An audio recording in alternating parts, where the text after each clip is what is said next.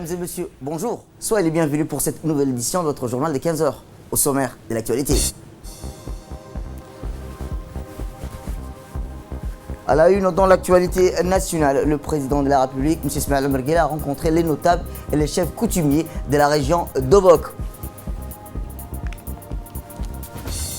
Et enfin, dans l'actualité internationale, l'OMS appelle l'Afrique à se réveiller face à la progression du coronavirus. C'était le titre. Merci si vous nous rejoignez. Le président de la République, qui a voulu écouter, connaître et discuter sans intermédiaire avec la population djiboutienne hors de la capitale, a été bien accueilli à Korangar, dans la région d'Obok. Dernière étape de la tournée de proximité de la concertation sociale du président Guelleh a été un moment fort. La population a accueilli avec ferveur et enthousiasme le président Guelleh devant l'école de Korangar, une visite qui a permis au président d'échanger sur la situation de cette petite localité stratégique située près du Sian, avec des plages où un grand projet est en cours de réalisation. La population de Korangar, jeunes hommes et femmes, a réservé un accueil le plus chaleureux au président de la République, accompagné par une forte délégation dont le Premier ministre, M. Abdelkader Kamel Mohamed. La population de toutes les localités de la sous-préfecture de Korangar ont aussi accueilli le président de la République. Une sous-préfecture, malgré l'éloignement, est dotée de richesses maritimes avec des plages magnifiques, des forêts de mangroves, des sites de plongée avec les îles de Sept Frères. Elle a une frontière terrestre avec l'Érythrée et une frontière maritime avec le Yémen, avec qui elle a des échanges importants. Une foule immense composée de personnalités d'anonymes est venue accueillir le président djiboutien qui s'est mobilisé pour l'occasion devant l'école de Korangar, dans une ambiance soutenue de groupes folkloriques locaux. Nous reviendrons sur cette information dans nos prochaines éditions. Je vous dis dans le titre, avant-dernière étape avant Korangar, et dans le cadre de la tournée de proximité et de concertation sociale dans la région de l'intérieur, le président de la République, M. Ismaël Omar Guelleh, s'est trouvé hier à Obok, Hayou, chef-lieu de la région d'Obok.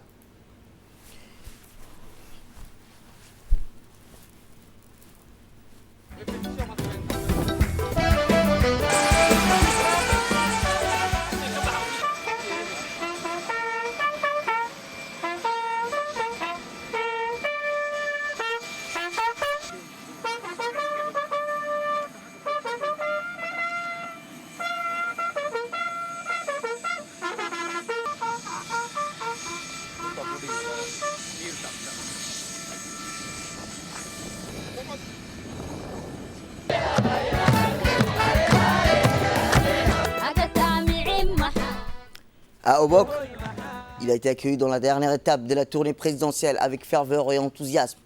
Une foule immense composée de personnalités et d'anonymes est venue accueillir le président djiboutien qui s'est mobilisé pour l'occasion devant le conseil régional d'Obok, où le chef de l'État a longuement salué son public sous le son d'ambiance et rythmé des chansons patriotiques. Également des danses et des acclamations nourries par une population en liesse attendaient le chef de l'État.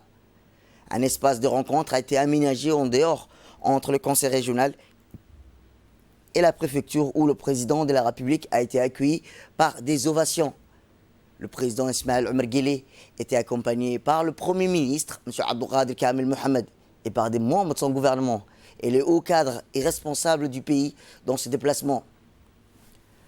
Rappelons que selon la présidence de la République, le but ultime de ces déplacements consiste pour le chef de l'État à s'enquérir de visu de la situation des populations de nos régions de l'intérieur, afin de disposer de toute l'expérience pratique et judicieuse à l'adoption d'éventuelles politiques de recadrage. Une opportunité également pour les Obokois et Obokoises d'être directement face de leur leader.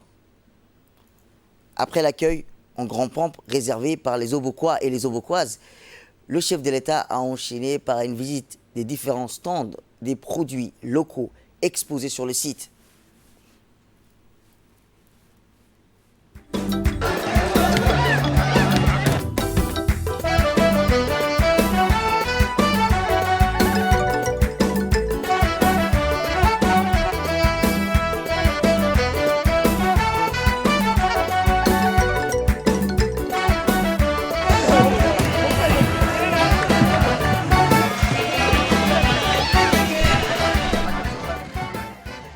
Les jeunes propriétaires des entreprises de la région, des associations locales qui œuvrent dans le domaine de l'artisanat ont exposé leurs produits devant le chef de l'État. Parmi ces entreprises ou associations présentes, on pouvait voir notamment, entre autres, des expositions de l'organisation caritative Al-Rahma Charitable, la coopérative de pêche avec des produits marins. D'autres articles issus de la culture ont également été présentés au chef de l'État.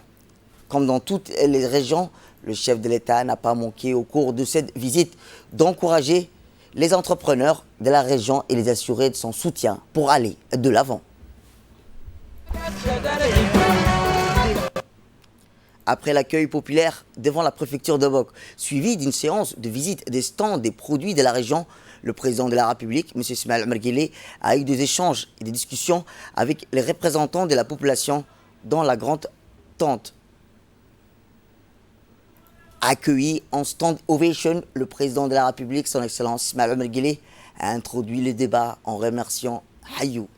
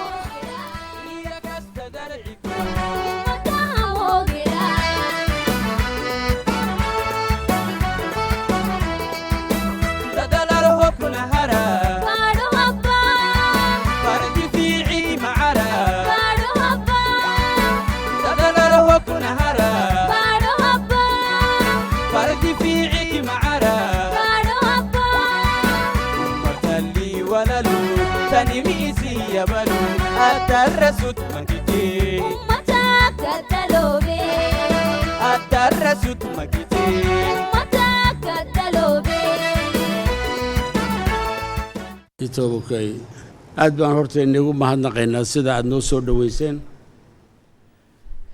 Le président de la République, M. Ismaël Omar Guelleh, a introduit le débat en remerciant Hayou pour son esprit hospitalier et son accueil chaleureux. Le président a précisé qu'il clôture cette tournée dans la région de l'intérieur, à Hayou, car il estime, de par son importance, Hayou constitue l'avenir de la nation. Le président a également souligné que la région d'Obok est un vivier des politiciens qui ont marqué l'histoire de Djibouti, des grands hommes politiques connus pour leur patriotisme et leur courage. Notre tournée, a-t-il dit le chef de l'État, est d'une importance capitale pour nous, avec des rencontres et échanges avec les jeunes et les acteurs régionaux, les hommes et les sages. Nous voulons que vous partagiez avec nous vos satisfactions, mais aussi le manquement que vous avez constaté. Ce qui nous permettra de constater la volonté de nos concitoyens, leur rejet de certaines actions négatives et leur préoccupation pour participer au développement de la région de Hayou à Obok. waa qaybtii ugu dambaysay oo gunaanadkana dee waxaa lagu yaqaanaa caanaha inta ugu dambaysa ugu macaan.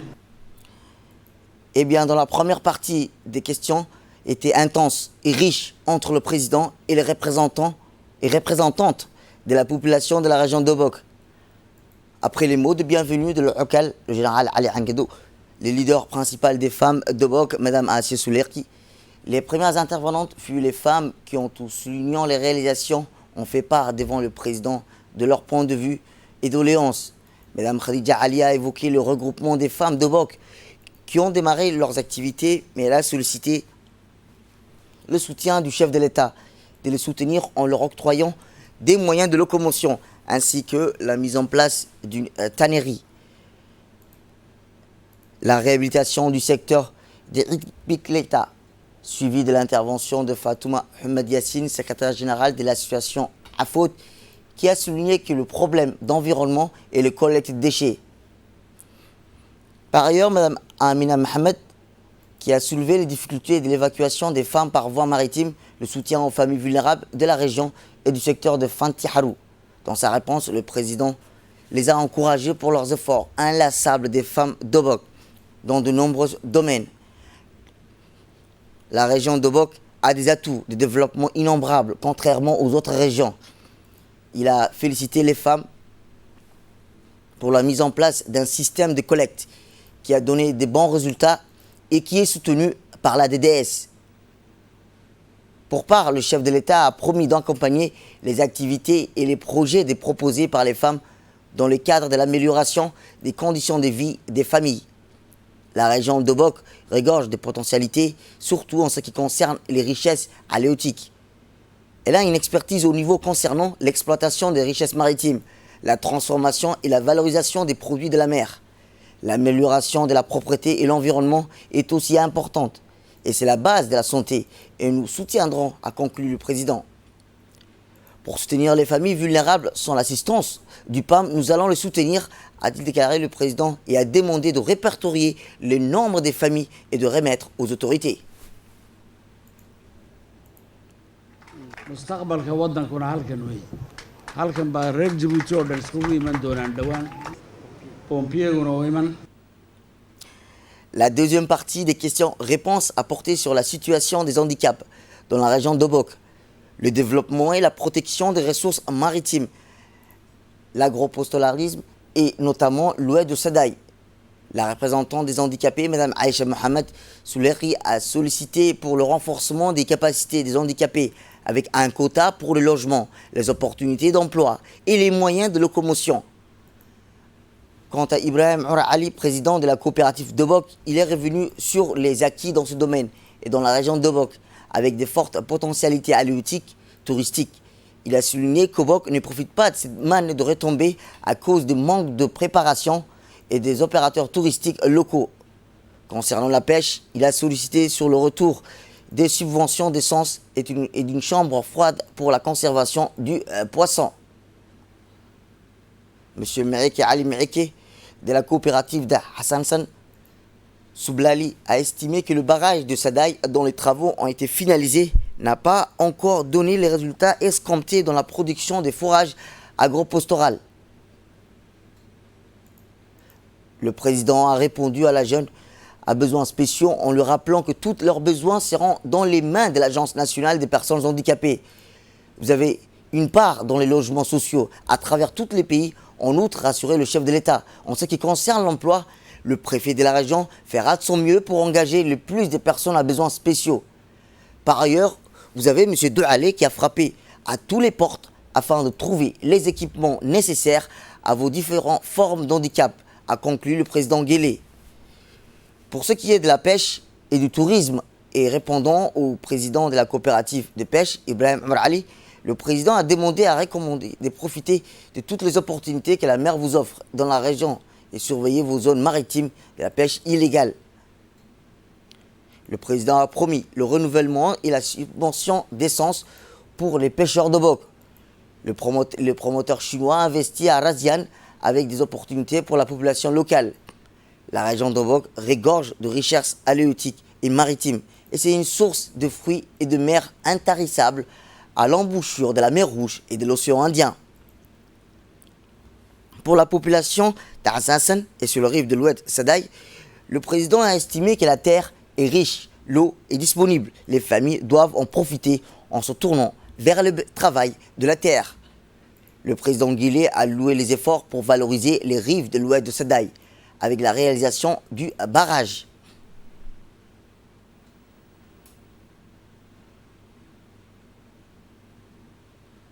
abaarba aanan aqoonin kolkaad eegto cawska ka baxaya meesha waa nicmad weeyaane walaalahay waa shaqayna aan wada shaqayno. Dans la troisième partie des questions-réponses en français, la parole a été donnée aux représentants de la jeunesse avec Ali Kamil Mohamed, un jeune diplômé, et Gahir Omar Mohamed qui s'est lancé dans l'entrepreneuriat. Pour la promotion de la jeunesse, Ils ont avancé des idées innovatrices pour la promotion de l'emploi et de la création des PME. C'est ainsi que Ali Kamil a demandé que tous les départs à la retraite d'Obok soient automatiquement remplacés par un Obokois. Monsieur le Président, pour remédier à cette situation, comme vous le savez, il y a deux voies, le secteur public et le secteur privé. Nous savons les difficultés de l'État à recruter, mais nous vous demandons de faire exception pour la région d'Obok, à ce que tout départ à la retraite soit systématiquement remplacé. Nous vous demandons de revoir également le système d'attribution des quotas pour la région d'Obok. Nous vous demandons également de chercher avec nous des solutions dans les services autonomes. Je tiens à vous soumettre, au nom de tous les Obokois et les Obokoises, l'idée d'un projet structurant qui pourrait bénéficier à toutes les Obokois et les Obokoises, également à tous les pays. Ces projets s'appuient sur les formidables potentialités qui referment la mer Rouge. Il s'agit, Monsieur le Président, d'un projet de grande envergure qui consiste en la mise en place d'un grand centre de formation pour les activités maritimes telles que la pêche, l'aquaculture, la réparation des bateaux, la natation avec une piscine flottante plutôt. Le deuxième projet qui nous semble aussi important, c'est le projet de construction d'un port transbordement. Je rajoute que j'ai la tristesse de vous annoncer qu'aujourd'hui, à Obok ne dispose pas d'un centre de débouchés qui regorge tous les jeunes diplômés. Je fais référence au fonds des garanties. J'avais créé un site web Jeep Shopping, créé avec Sugehi au site Geraka, Hayulian, Saimra, ils peuvent produire en ligne. Donc, au site, elle est déjà en ligne. Patente Kaye, compte commercial Kalio, local Kalio. À chaque fois, Bagité, Yohin Tambate. Donc, au banquité, problème Lio. Asa Kolesraka, Hatokolesraka Yohabay. À Cybercafé, à projet Inch'Allah, ça va embaucher plus de 5 personnes. Le chômage est un phénomène qui existe dans le monde, et particulièrement dans les pays pauvres comme le nôtre. Mais nous faisons ce que nous pouvons pour former nos jeunes, initier ce qu'ils peuvent faire eux-mêmes dans leur région, dans leur patelin, faire en sorte que de combattre le chômage, parce que il n'y a rien de plus grave, n'est-ce pas, de voir des jeunes qui plus est, ont cru à leur capacité et qui ont été formés de se retrouver au chômage. Ça, personne ne cherche à ignorer, mais c'est un combat de tous les jours. Nous faisons ce que nous pouvons, mais on va encore doubler d'efforts pour faire en sorte, et nous encourageons le secteur privé. Nous avons des outils pour ça. Les petites et les moyennes, n'est-ce pas, entreprises, ils ont accès au crédit, n'est-ce pas? La formation professionnelle aussi est importante. C'est le renouvellement ou remplacement numérique. Obok a des fonctionnaires qui ont vieilli là. Avec le préfet, le président du conseil, vous vous débrouillez pour leur trouver. Il faut que la vie soit alimentée. Mais la mer est là, mes chers amis. Il faut absolument profiter de cette richesse. Impossible n'est pas notre langage. Il ne faut jamais s'arrêter. Il faut toujours marcher et en avant, n'est-ce pas? Et corriger, réorienter, refaire, avancer. C'est ça qui nous intéresse. Nous sommes des gens qui vivent dans des conditions très difficiles, sans ressources naturelles, mais avec notre courage, on s'en sort. Le fonds de garantie est un fonds qui garantit les prêts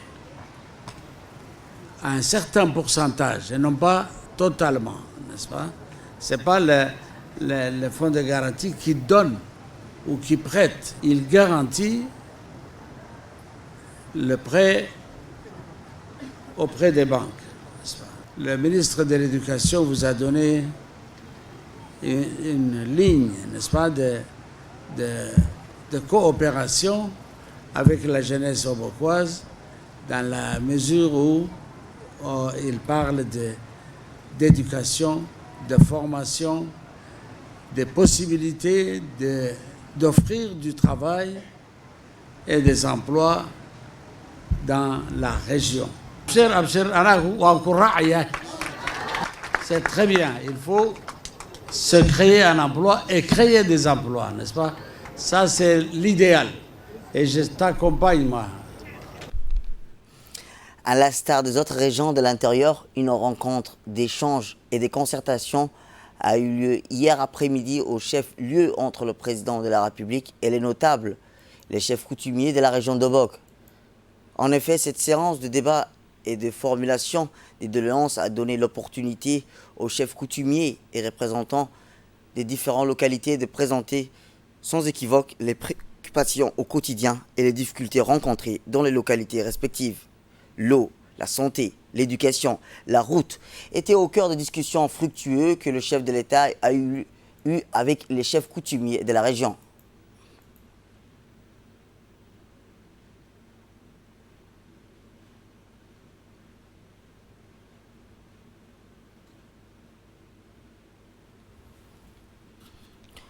Le président de la République a tout d'abord introduit l'objet de sa tournée régionale qui vise à écouter, échanger avec les concitoyens afin de recadrer les différentes réformes entreprises de développement socio-économique du pays. Et c'est pour permettre d'améliorer les conditions de vie de la population, a souligné le chef de l'État. Le président de la République a par ailleurs salué les efforts consentis des chefs coutumiers dans le processus de la bonne gouvernance et le rôle important au bien-être de la société, basé sur la solidarité, la fraternité et la pacification. Les notables de la région n'ont pas manqué de décrire leurs préoccupations, notamment l'accès à l'eau potable, l'instauration d'une cantine dans les écoles rurales, la construction de routes reliant les différentes localités afin d'harmoniser les déplacements, mais aussi la santé. Ils ont mis l'accent sur le besoin urgent de certaines localités qui ne disposent pas de postes sanitaires adéquats. Le président de la République, M. Ismaël Omar Guelleh, a d'emblée remercié les notables pour leur accueil chaleureux réservé à lui et à sa délégation. Le chef de l'État a salué l'engagement et les efforts louables des chefs coutumiers tout en louant la manière jugée objective et constructive dont les notables expriment devant son président afin de trouver une solution optimale à leurs préoccupations.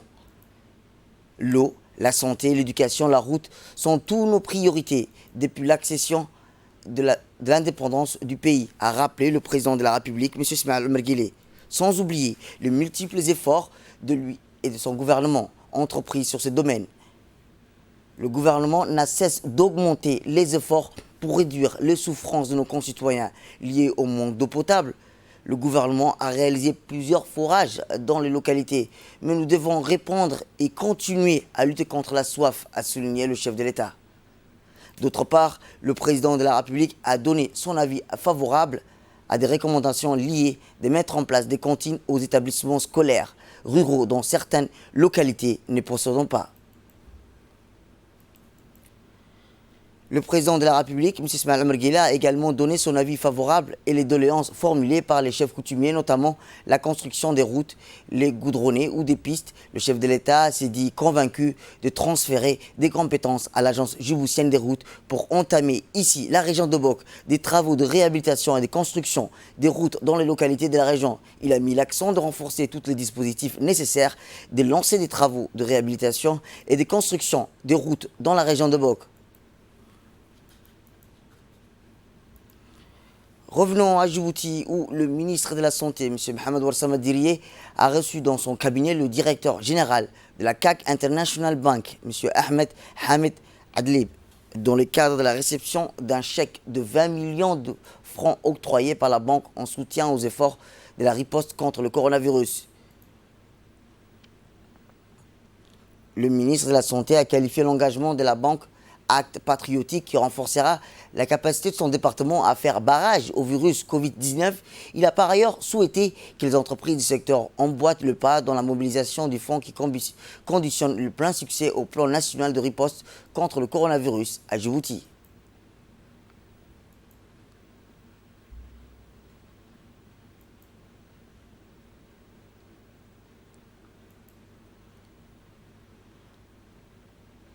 Le ministre de la Santé, M. Mohamed Warsama Dirie, a remercié le directeur général de la CAC International Bank, M. Ahmed Hamid Adlib, et de son nom propre et au nom du gouvernement djiboutien pour cette donation précieuse qui intervient à un moment propice.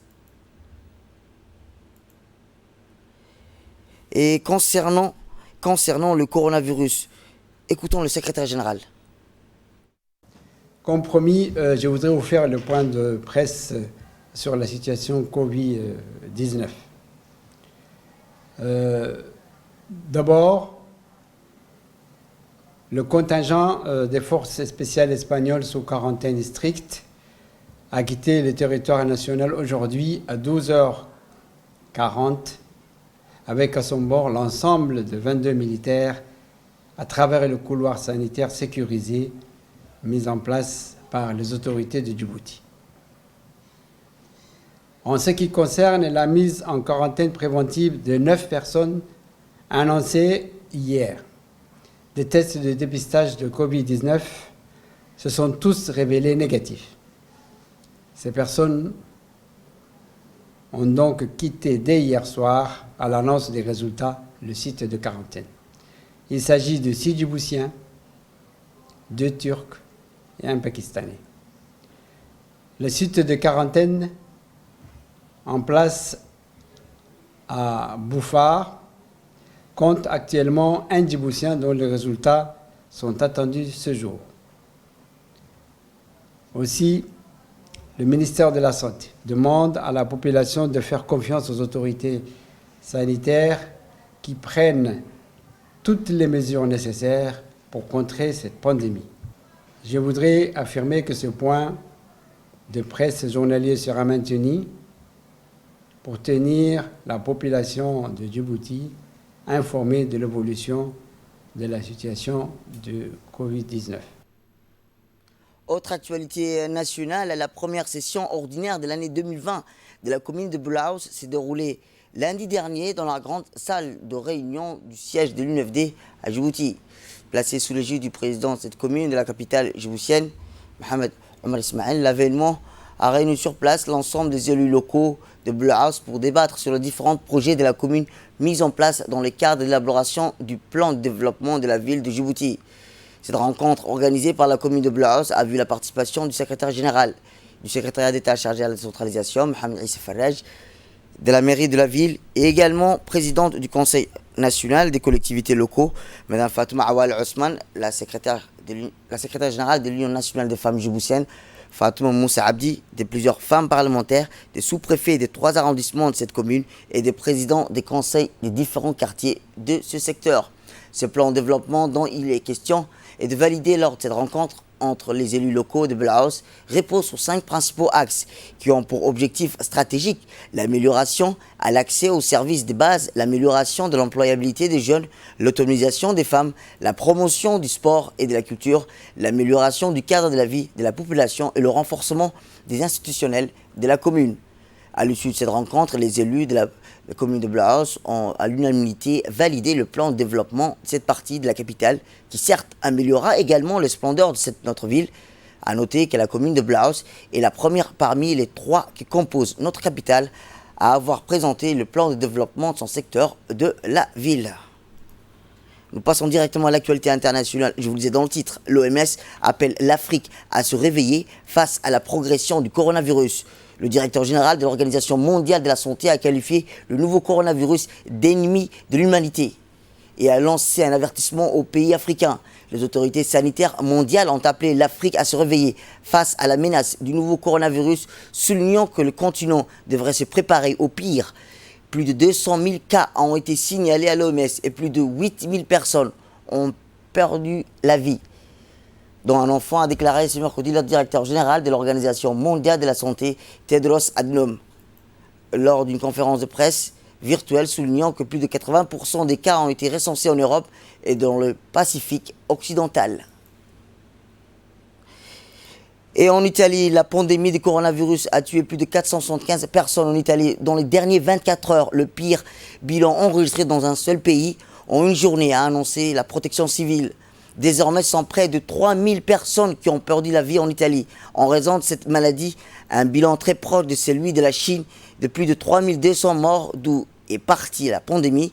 Les services sanitaires italiens ont enregistré de plus de 4207 nouveaux cas dans les derniers 24 heures, un chiffre là encore jamais atteint auparavant. Bagam, la région de Milan, est l'une des villes les plus touchées d'Italie par la pandémie du coronavirus. L'Italie tutoie désormais les 3000 morts, un chiffre qui devrait encore augmenter et pourrait maintenant dépasser celui de la Chine. C'est tout pour cette édition. Merci à vous de nous avoir suivis. Bon week-end à vous.